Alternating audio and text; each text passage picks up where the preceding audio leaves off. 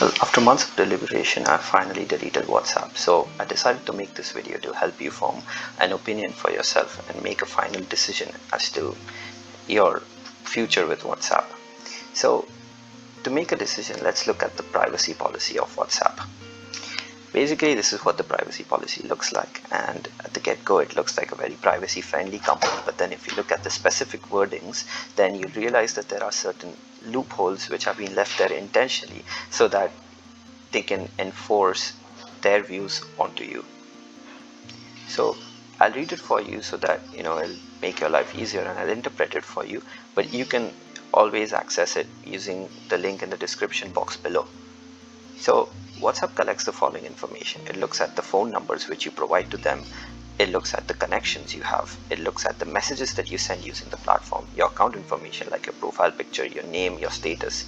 And if you use WhatsApp Pay, then it looks at the transactions and the payments data which you provide to them using the WhatsApp Pay feature.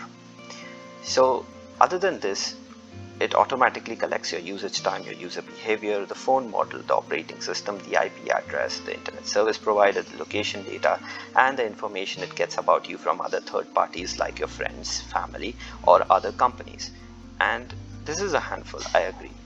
So I want you to focus on just one of these things, which is of primary importance, and that's the messages. WhatsApp is a messaging platform, so it's supposed to be protecting your messaging privacy, right? And it claims to be a privacy friendly messenger, but look at the wordings that it has and you'll realize that that's not really the case. So they mention under the clause where they say the information that they provide, that under the ordinary course of their services they do not retain your messages, but what about extraordinary circumstances? What happens when things are extraordinary? Well, the answer to that question lies in one of the sections below called Law, Our Rights and Protection.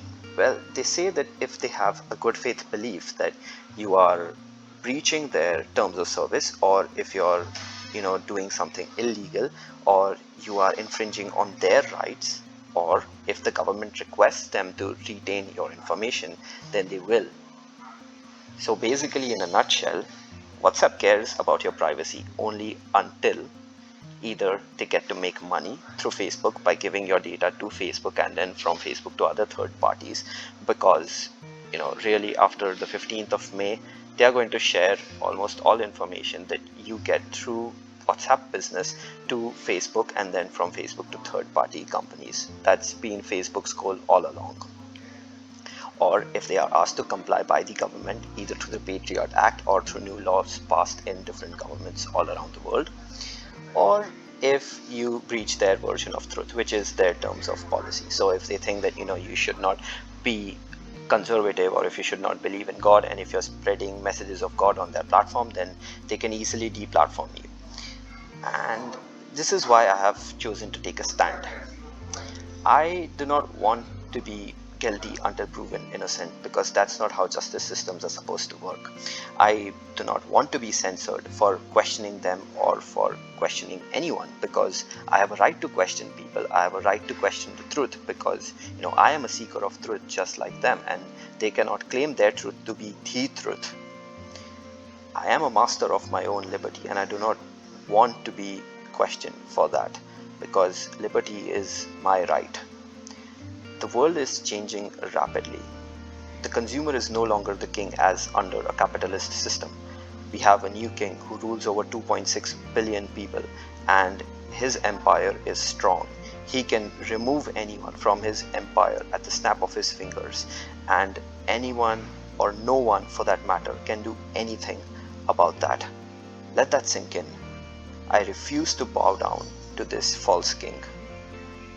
Because if you look at China's social credit system, then you'll realize how far-reaching consequences this can have once government and social media platforms start working together for mass surveillance. Probably I'll make a video about it later on to help you understand how profound this impact can be on our daily lives. Freedom and liberty are precious. Our civilization is at an inflection point. So stay informed, stay vigilant, because knowledge is power, and power is empowerment.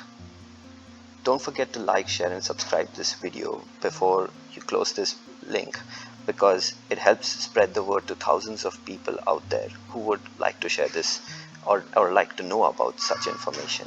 So don't forget to also press the notification bell if you haven't already, because the subscription button is pretty much useless at this point. So peace out.